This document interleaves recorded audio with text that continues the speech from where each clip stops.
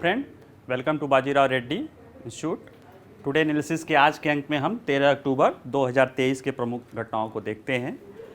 आज के जब समाचार पत्रों पर नज़र डालते हैं तो हमें वैसे तो ढेर सारी न्यूज़ हैं, लेकिन दो न्यूज़ प्रमुखता से दिखाई दी हैं, जिनमें से पहले वाले पर ज़्यादा डिटेल से हमें समझने की ज़रूरत है, क्योंकि अभी आपको जैसे पता होगा कि ग्लोबल हंगर इंडेक्स एक वैश्विक स्तर पे निकाला जाने वाला इंडेक्स है जो दुनिया के देशों में भूख के हंगर के आंकड़े को बताता है। उसमें भारत पिछले साल की अपेक्षा 4 पायदान और खिसक गया है, यानी पिछले साल 107वें स्थान पे था, इस साल 111वें स्थान पे है।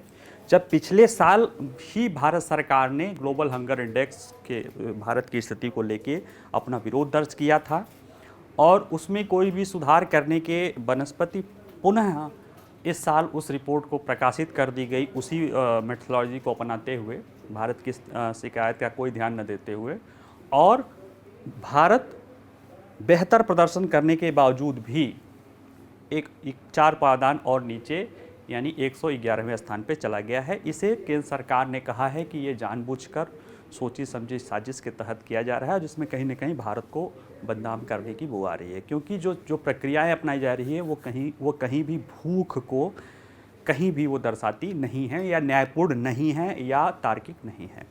ठीक है, तो उसको हम समझेंगे डिटेल में, क्योंकि ये मुद्दा पिछले साल भी था विवादित, लेकिन इस बार फिर हो गया है, तो ये थोड़ा सा इसको हम समझने की कोशिश करेंगे कि क्या मामला है। दूसरा है, अंटार्कटिका के ऊपर बड़े ओजोन क्षेत्र का पता चला है। ठीक है, तो ओजोन क्षेत्र आपको पता होगा कि ओजोन एक परत होती है जो समताप मंडल में पाई जाती है, और अंटार्कटिका पे अक्सर उसमें छिद्र दिखाई देते हैं। तो ये एक नेचुरल परिघटना मानी जाती रही है, लेकिन इस बार काफ़ी बड़ा जो है उसमें होल दिखाई दिया है, उसको हम समझने की कोशिश करेंगे। ठीक है, चलिए, जहाँ तक पहले न्यूज़ की बात है, वैश्विक भूख सूचकांक 2023 और भारत। देखिए, इसमें हमने न्यूज़पेपर में दिखाया कि भारत 111वें स्थान पे है, 107 से 4 स्थान फिसला। हमने कहा कि ग्लोबल हंगर सूचकांक और भारत, क्योंकि कहीं ना कहीं जैसे ग्लोबल हंगर से आपको लगता होगा कि ये कोई सरकारी या अंतर्राष्ट्रीय सरकारी संगठन द्वारा प्रकाशित होता है, ऐसा नहीं है। यूरोप के आयरलैंड और जर्मनी के 2 संस्थाएं हैं, एनजीओ हैं, वो भी एनजीओ है, उनके द्वारा ये वार्षिक आधार पे 125 देशों पर ये चलाया जाता है, और उनके द्वारा जो प्रक्रियाएं, जो विधि मेथोडोलॉजी अपनाई जाती है, उसको लेकर पिछले साल ही भारत सरकार ने उस पर आरोप लगाया था, और इस साल पुनः उस पर आरोप लगाया था। जैसे अगर आप कल का क्लास देखें, यानी पीछे 12 अक्टूबर का, ये 12 अक्टूबर को ही रिपोर्ट आई है, तो शायद जिस समय मैं क्लास ले रहा था उस समय रिपोर्ट आ रही थी। अच्छा, मैं जब आज पढ़ा न्यूज़ तो मुझे लगा, अरे यार, ये तो पिछले साल भी इसी तरह की चीज़ें हुई थी। तो मुझे विश्वास नहीं हुआ क्या रिपोर्ट आ गई, क्योंकि पिछले साल 15 अक्टूबर को आई थी। ठीक है, तो फिर से वही मामला हुआ, तो मैंने कहा कि इसको अब डिटेल में आप लोगों को समझाया जाए कि मुद्दे को समझिए, क्योंकि उस रिपोर्ट में क्या है ये हमारे लिए उतना मायने नहीं रखता है, वो कैसे काम करता है और क्या सरकार के मुद्दे हैं, क्यों सरकार ऐसा कह रहा है, उसको समझिए। और मैं एक बार फिर बता रहा हूँ, जो सरकारी अंतर्राष्ट्रीय संगठन द्वारा जो अभी कुछ दिन बाद रिपोर्ट आने वाली है, पिछले साल भी आई थी, तो उसमें देखेंगे कि भारत में भूखमरी की स्थिति या जो भूख की स्थिति या खाद्य सुरक्षा की स्थिति में बेहतर आंकड़े आएंगे। ठीक है, वो आएंगे, पिछले साल भी आए थे, मुझे पता है, मैं पढ़ाया था तो मुझे पता है कि पिछले साल भी आए थे और इस साल भी आएंगे। ठीक है, चलिए आइए इसको समझने की कोशिश करते हैं। मामला क्या है? मामला है कि 12 अक्टूबर को जारी रिपोर्ट में वैश्विक भूख सूचकांक 23 में भारत पिछले वर्ष के 107 देशों से 104 पायदान फिसल कर 125 देशों में 111 स्थान पर आ गया है। और यह देखिए कि सरकार ने इस रिपोर्ट की कार्यप्रणाली का विरोध करते हुए इसे गलत और दुर्भावनापूर्ण करार दिया है। और पड़ोसी देश पाकिस्तान 102वें स्थान पे, बांग्लादेश 181वें स्थान पे, नेपाल 69 पोजीशन पे और श्रीलंका 60वें स्थान पे है। तो भारत की इन पड़ोसी देशों की स्थिति देखिए, ये भारत से बेहतर कर रहे हैं।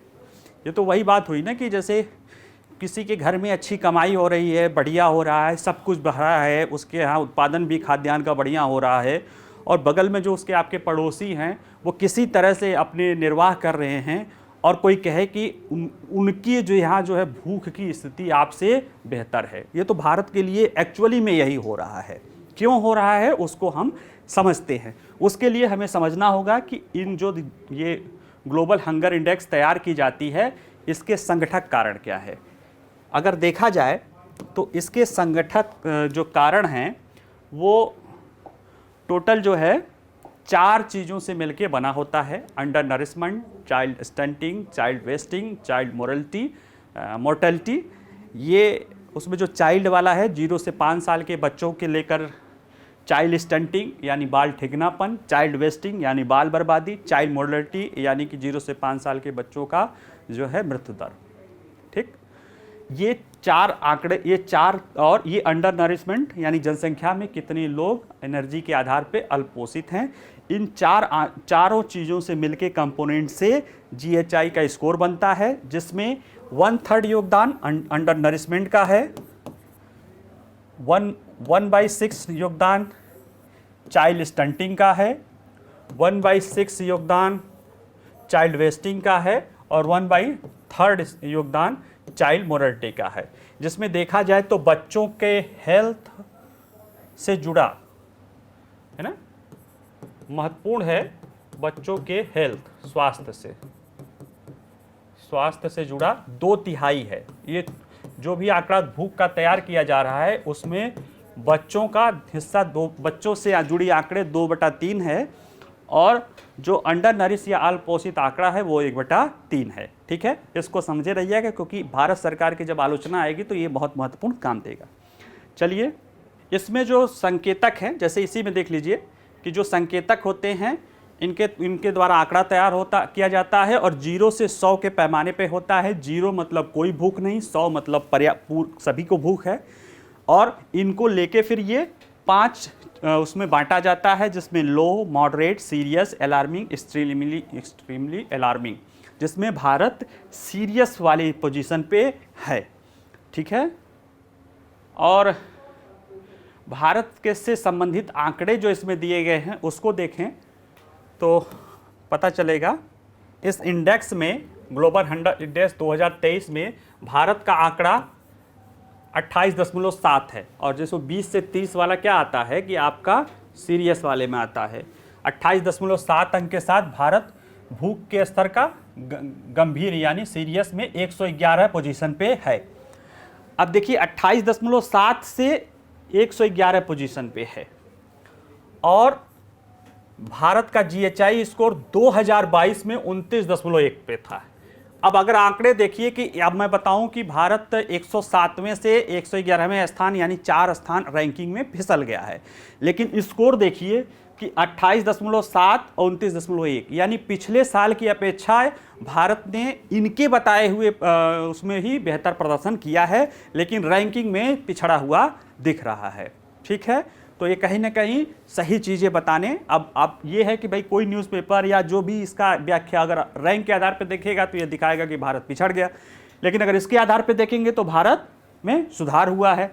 उसी तरह से और बातें कही गई कि चाइल्ड वेस्टिंग, जो चाइल्ड वेस्टिंग होता है वह उससे कहते हैं कि जो बच्चे की ऊंचाई है उसके अनुपात में उसका वजन।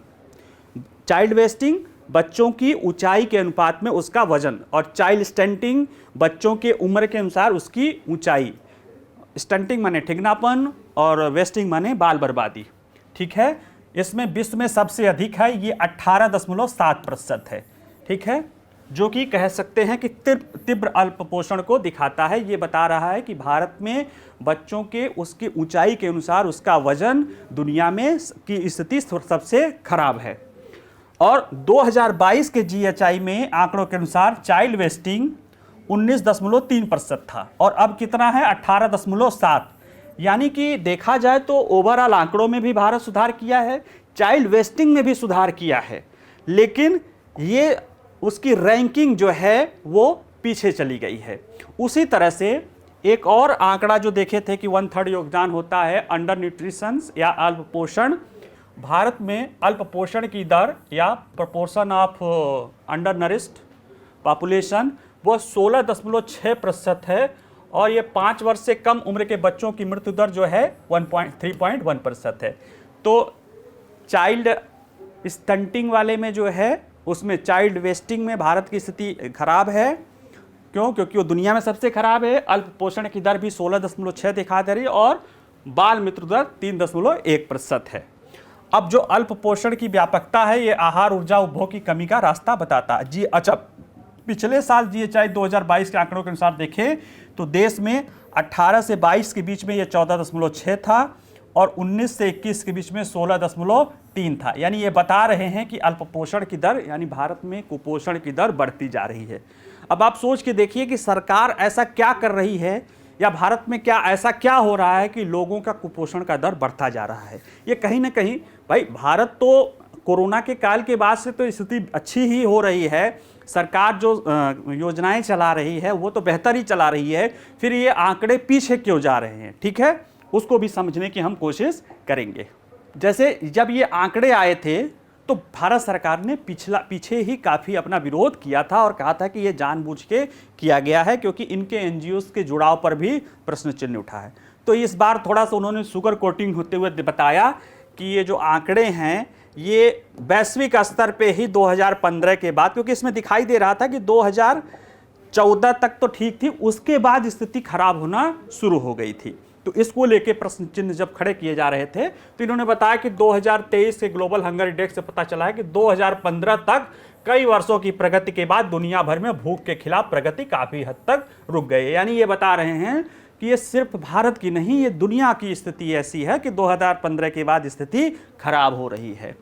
2023 में GHI स्कोर 18.3 है जिसे मध्यम माना जाता है। यह दुनिया के 2015 के GHI स्कोर 19.1 से 1 अंक से भी कम है। यानी ये कमी जो है बहुत ज़्यादा नहीं हुई है पिछले 8 सालों में, ठीक है। और ये क्या कह रहा है कि सूचकांक 2017 के बाद से अल्पपोषण की व्यापकता बढ़ रही है। यानी दुनिया में अल्पपोषण का दर घटता जा रहा है या जनसंख्या और ज़्यादा जनसंख्या अल्पपोषित होती जा रही है। ये इनका बताया जा रहा है कि ये दुनिया की स्थिति है, यानी ये ना कहें कि भारत की है। और इनके वेबसाइट पर जाके इनके सारे FAQ देखेंगे, जो प्रश्न है फ्रीक्वेंट आस्क्ड क्वेश्चन, उनमें भारत को लेकर ही सारे प्रश्न पूछे गए हैं जो कहीं ना कहीं इनके ऊपर प्रश्न चिन्ह खड़ा कर रहे हैं और इनका जो जवाब भी सुनेंगे वो गोलमोल सुनेंगे, ठीक है।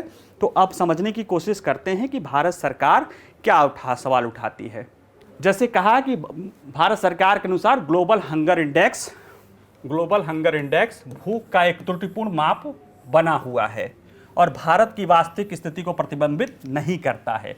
सूचकांक भूख का एक गलत माप है और गंभीर पद्धतिगत मुद्दों से ग्रस्त है। जैसे इसमें कहा गया है कि सूचकांक की गणना के लिए उपयोग किए जाने वाले 4 संकेतक आपने देखा था, under nourishment, child stunting, child wasting and child mortality. 4 थे, पीछे चित्र में भी दिखाए थे।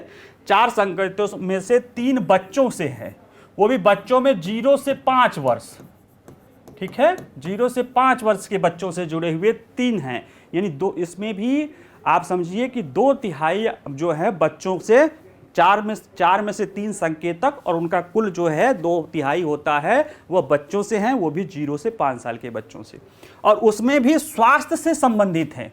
या पूरी आबादी का प्रतिनिधित्व नहीं कर सकते। आप 0 से 5 साल के बच्चों को उनके स्वास्थ्य से जुड़ी चीज़ों को लेकर कैसे पूरी आबादी का अनुवाद वो लगा सकते हैं।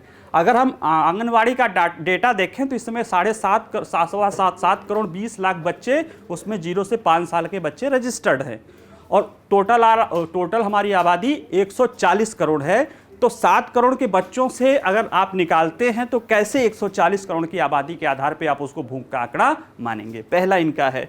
दूसरा है, चौथा और सबसे महत्वपूर्ण संकेतक जो कुपोषित जनसंख्या है, जो अंडर नरिशमेंट वाला पहला आंकड़ा देखेंगे उसके बारे में सरकार कहता है कि यानी अनुपात यानी proportion of under nourished population 3000 के बहुत छोटे नमूना आकार पर किए गए एक जनमत सर्वेक्षण पर आधारित है। आपको आश्चर्य होगा कि आप ऐसा सर्वेक्षण जो 1/3 योगदान रखता है और पूरे भारत की आबादी 140 करोड़ से ज़्यादा है, वो केवल 3000 लोगों पर जो है सर्वेक्षण किया गया है। वो भी सरकार का आरोप है कि फ़ोन से सर्वेक्षण किया गया है और उसमें भी ऐसे प्रश्न, क्या कभी साल में आपको लगा कि आपने कुछ आप खाना नहीं खा सकते हैं, या इस तरह के 8 क्वेश्चन हैं जिनके आधार पे 3000 लोगों के आधार पे यह आंकड़ा तैयार किया गया है। ये सरकार की आलोचना है। सरकार ने कहा, ये पिछली बार भी सरकार ने कहा था कि ये जो आंकड़ा है POU का, अल्पपोषित जनसंख्या का, वो बहुत छोटा है, उसको लेकर विरोध किया था। तो इन्होंने कहा था कि हम ये आंकड़ा FAO से, फूड ऑर्गेनाइजेशन से लेते हैं, विश्व खाद्य संगठन से लेते हैं। तो भारत सरकार ने खाद्य संगठन से कहा था कि आपका जो ये सर्वे है 3000 लोगों पर, ये कहीं ना कहीं गलत है। और फिर FAO ने भी उसके साथ, भारत के साथ, और भारत का जो खाद्य कृषि मंत्रालय, सांख्यिकी कार्बन मंत्रालय, किसान, ये सारे लोग मिलके एक पायलट आधार पे कि कैसे सर्वेक्षण कराया जाए, इसके लिए प्रयासरत थे। और एक पायलट सर्वेक्षण होने वाला था उस पर, यानी FAO तैयार है पायलट करने के लिए, जिसके आंकड़े आप ले रहे हैं 1/3 के लिए, अभी उस पर कुछ हुआ ही नहीं। आपको रोक लगा देना चाहिए था। अगर आप ठीक कह रहे हैं कि हम FAO से ले रहे हैं, तो जब वो आंकड़ा ही, भाई FAO क्यों तैयार हो रहा, उसको भी लग रहा है कि 140 करोड़ की आबादी के लिए 3000 के आंकड़े, तो कहीं ना कहीं इसको फालसी मानते हुए सरकार ने कहा कि ये गलत है। क्योंकि जब अभी पायलट सर्वेक्षण प्रक्रिया चल ही रही है, इसलिए कहा कि जानबूझ के इसमें साजिश की बू आ रही है। आप लोगों को लग रहा, पायलट सर्वेक्षण प्रक्रिया होने के बावजूद, यानी चल ही रही है, FAO के FIS आधारित PO अनुमान का निरंतर उपयोग खेदजनक है। यानी जिस चीज़ का आप प्रयोग कर रहे हैं, आपको पता है कि वो उस पर वो है 3000 के आंकड़े हैं, उसके बारे में आपका कोई वो नहीं है, लेकिन आप फिर से उसी को ले लिए हैं। तो ये बता रहा है कि कहीं ना कहीं ये चीज़ें ठीक नहीं है। और जो बच्चों से भी लेकर है, जैसे जो GHI में POU यानी अल्प पोषण वाला जो पहला था, उसके बाद भी जो 3 अन्य संकेतक हैं वो मुख्य रूप से बच्चों से संबंधित है। जैसे बच्चों के विकास, जैसे बच्चों का उम्र के अनुसार हाइट का न होना, या हाइट के अनुसार वजन का न होना, या बच्चों की मोर्टलिटी। इसमें बहुत सारी चीज़ें कहीं ना कहीं यह भूख के अलावा पेयजल, स्वच्छता, आनुवंशिकता, पर्यावरण और भोजन के उपयोग जैसे विभिन्न अन्य कार्यों की जटिल संयोग के परिणाम हो सकते हैं। और बच्चों के में मुख्य रूप से स्वास्थ्य संकेतकों से संबंधित संकेतों के आधार पर भूख की गणना करना न तो वैज्ञानिक है, न ही तर्कसंगत है। मतलब भारत कह रहा है कि आप एक बच्चों की तो बहुत छोटी आबादी है, उसमें भी उसके स्वास्थ्य के आंकड़ों को आप भूख से जोड़ना, क्योंकि अगर वो पोषण की, उसमें स्वास्थ्य की कमी है, तो वो पेयजल से भी हो सकती है, स्वच्छता से भी हो सकती है, आनुवंशिकता भी हो सकती है, पर्यावरण भी हो सकती है, भोजन के उपयोग की भी विभिन्न तरीके हो सकते हैं। उसके आधार पर आप कैसे अंदाजा लगा सकते हैं, ठीक है। और दूसरा, और भी कहा कि अगर आपको, जैसे चाइल्ड वेस्टिंग बता रहा है कि भारत का दुनिया में सबसे ज़्यादा 18.7% ये बता रहे हैं दुनिया में जो है सबसे ज़्यादा तरह कर रहे हैं चाइल्ड वेस्टिंग, 18.7।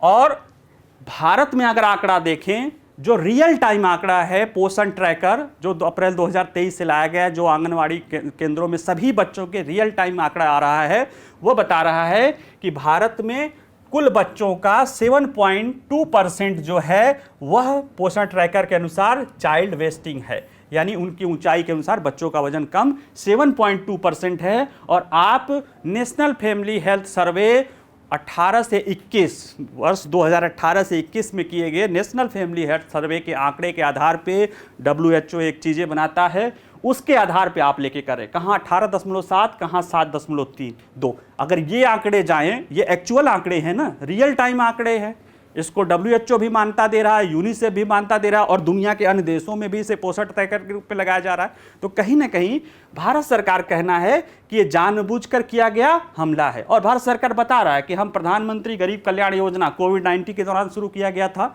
जो 84 करोड़ गरीबों को मुफ्त अनाज देना था, और जो खाद्य सुरक्षा गारंटी योजना के तहत 3, 2 और 1 रुपये किलो जो दिया जा रहा था चावल, गेहूं और मोटा अनाज, वो तो चल ही रहा है। इस साल से जो खाद्य सुरक्षा, यानी इसको बढ़ाते हुए जो खाद्य सुरक्षा अधिनियम था, उसमें जो लोग थे उनको मुफ्त में दिया जा रहा है, और जो फ्री वाला था उसको खाद्य सुरक्षा अधिनियम, यानी एक ही को कर दिया, खाद्य सुरक्षा अधिनियम को ही इस साल के लिए बढ़ा दिया गया है। ये दुनिया की सबसे बड़ी खाद्य सुरक्षा कार्यक्रम है। क्या इसका कोई प्रभाव दिखाई नहीं दे रहा आपके आंकड़ों पे? तो कहीं ना कहीं 3000 के आंकड़ों को लेके हम 84 करोड़ लोगों को, भारत सरकार कह रही है कि 84 करोड़ लोगों को हम खाद्यान्न दे रहे हैं, और आप बता रहे हैं कि 3000 लोगों पर एक 8 प्रश्न हाइपोथेटिकल प्रश्न पूछ रहे हैं, उसके आधार पे एक डेटा तैयार हो रहा है, उसके आधार पे भारत की इमेज को आप खराब कर रहे हैं। ठीक है, तो कहीं ना कहीं ये समस्या है। चलिए दूसरा न्यूज़ जो देखते हैं वो ये है कि अंटार्कटिका के ऊपर देखिए, ये ओजोन, ये यूरोपीय यूनियन की एक स्पेस एजेंसी का एक उपग्रह है, वो पर्यावरण का आकलन कर रहा था। तो सितंबर में उसने देखा कि जो अंटार्कटिका के ऊपर है एक बड़ा ओजोन छिद्र है, लगभग 26 लाख वर्ग किलोमीटर, जो कि ब्राज़ील की आबादी का 3 गुना से ज़्यादा है। इतना बड़ा जो है छिद्र देखा गया है। ठीक है, तो अब इसको समझने के लिए हमें समझना पड़ेगा कि ओजोन परत क्या होता है, उसका महत्व क्या होता है। ओजोन परत में छिद्र की जो बढ़ने घटने की प्रक्रिया है ये क्यों होती है, क्योंकि ये हर साल दिखाई देता है। ये देखा गया है कि जुलाई अगस्त में ये छिद्र बड़ा होता है, फिर दिसंबर जाते जाते ये छिद्र बंद हो जाता है। फिर ये प्रश्न है कि इस साल इतना बड़ा जो हुआ, इसके पीछे क्या क्या कारण है? क्या मनुष्य के मानवगत कारण है या प्राकृतिक कारण है, और मानवगत कारणों से क्या समस्याएं रही थी और उसका क्या समाधान किया गया है। चलिए देखते हैं इसको। देखिए अंटार्कटिका के ऊपर जो है उपग्रह माप में ओजोन परत में एक विशाल छिद्र का पता चला है, जो 26 मिलियन वर्ग किलोमीटर, 26 मिलियन, सॉरी मैं तो 26 लाख कह रहा था, 26 मिलियन यानी कि 260 लाख यानी 2.6 करोड़ वर्ग किलोमीटर है, जो कि कहीं ना कहीं ब्राज़ील के आकार का लगभग 3 गुना है। ठीक है, और यह किसके द्वारा? यूरोपीय एजेंसीज के कापरनिकस सेंटिनल 5P उपग्रह ने इसे 16 सितंबर 2023 को रिकॉर्ड किया था। और लेकिन विशेषज्ञों का मानना है कि इससे कोई चिंतित होने की ज़रूरत नहीं है। इस छिद्र के बावजूद भी अंटार्कटिका का सतह पर गर्मी बढ़ने की संभावना नहीं है, यानी इससे कोई प्रॉब्लम नहीं है, लेकिन हाँ ये घटना है, तो इसको हम समझने की कोशिश करते हैं। ठीक है, तो पहले ये समझिए कि ओजोन परत क्या है। ओजोन परत पृथ्वी के समताप मंडल में पाए जाने वाली एक परत होती है, जो सूर्य से आने वाली विभिन्न हानिकारक, खासतौर से अल्ट्रावायलेट रेडिएशन या पराबैंगनी किरणों के जो आने वाली चीज़ों को अवशोषित कर लेती है, और इस तरह से वह अल्ट्रावायलेट वेव से होने वाले त्वचा कैंसर आदि बीमारियों को जो कारण है, त्वचा कैंसर आदि का जो कारण है अल्ट्रावायलेट रेडिएशन, उससे बचाने का काम करती है। ठीक है, तो इसलिए इसका महत्व है। और जहाँ तक इसके बारे में एक चीज़ और है कि ये जो ओजोन छिद्र है वो अंटार्कटिका पे हर साल बढ़ते और घटते रहते हैं। ठीक है, जैसे देखिए क्या कह रहा है, अंटार्कटिका के ऊपर ओजोन छिद्र का आकार हर साल बदलता रहता है। हर साल अगस्त में खुलता है यानी बड़ा हो जाता है, और नवंबर दिसंबर में फिर से बंद हो जाता है। वैज्ञानिकों ने कहा इसका कारण है कि अंटार्कटिका पर एक हवा चलती है। ठीक है, पृथ्वी के घूमने के कारण अंटार्कटिका के बंद भूभाग पर विशेष हवाएं चलने के कारण ओजोन क्षेत्र खुल जाता है। ठीक है, तो इस साल, भाई ये तो हर साल होता है, तो ये न्यूज क्यों बन गया? क्योंकि इस साल का जो छिद्र है वो बहुत विशाल है, 2.60 करोड़ जो है वर्ग किलोमीटर बड़ा क्षेत्र है। तो कहीं ना कहीं ये है कि ये कैसे हो गया, इसको जानने की कोशिश की गई। तो वैज्ञानिकों ने माना, जो अभी अनुमान है, संभावना है, और भी कारण हो सकते हैं, उसकी संभावना है कि इस साल का बड़ा छिद्र, ओजोन छिद्र, दिसंबर 2022 और जनवरी 2023 में टोंगा द्वीप पर एक ज्वालामुखी विस्फोट के कारण हो सकता है, क्योंकि इसमें जो जलवाष्प या राख या धुआं बहुत ऊंचाई तक समताप मंडल तक चला गया था। अमूमन ज्वालामुखी विस्फोट उतने ऊंचाई तक नहीं जाता है, लेकिन यहाँ का समताप मंडल तक चला गया है। और ऐसा माना जाता है कि जो जलवाष्प जो होती है, उसमें जो विस्फोट से समताप मंडल में पहुँचे जलवाष्प जो है वह रासायनिक क्रिया करती है, किसके साथ? ओजोन परत के साथ, क्योंकि इसमें जलवाष्प में ब्रोमीन और आयोडीन जैसे अन्य तत्व भी होते हैं जो ओजोन परत को खराब कर सकते हैं। ठीक है, और ये इसलिए यानी ये बताया गया कि ये जो ज्वालामुखी घटना हुई थी हंगा टैंगोन टोंगा में, इसके कारण ये दिखाई देता है। और इसमें अधिक प्रमाण नहीं है कि ओजोन क्षेत्र मनुष्यों के कारण है, यानी मानव प्रेरित गतिविधियों के कारण ये ओजोन क्षेत्र का बड़ा होना दिखाई नहीं देता है। वैसे ओजोन क्षेत्र के बड़े होने में मानव का भी योगदान रहा है। मानव निर्मित ओजोन क्षेत्र 70 के दशक में वैज्ञानिकों को पता चला, जैसे ऐसे तो बढ़ता घटता रहता है, लेकिन उनको लगा कि काफ़ी बड़ा जो हो गया है 1970 के दशक में पता चला। क्यों? क्योंकि क्लोरोफ्लोरोकार्बन नामक रसायनों के व्यापक उपयोग के कारण हुआ था। इस समस्या को दूर करते हुए दुनिया के सभी देश आपस में इकट्ठे होते हैं और 1987 में मॉन्ट्रियल प्रोटोकॉल होता है, जिसके कारण इस तरह के सारे जो पदार्थों को उनको चरणबद्ध तरीके से समाप्त कर दिया जाता है। और अच्छी खबर ये है कि इसके कारण धीरे धीरे ओजोन के जो छिद्र है वो धीरे धीरे छोटे होने शुरू हो गए थे। तो कहीं ना कहीं ये दिखाता है कि जलवायु परिवर्तन या इस तरह की समस्याओं के लिए ये जो ओजोन परत की समस्या थी, कि अगर सामूहिक प्रयास किया जाए तो इस तरह की समस्या से बचा जा सकता है। जैसे अभी कुछ दिन पहले रिपोर्ट आई थी कि जो पृथ्वी का जो है अर्थ जो है उसका सर्वाइवल जो है लेवल, उसमें ये बताया गया था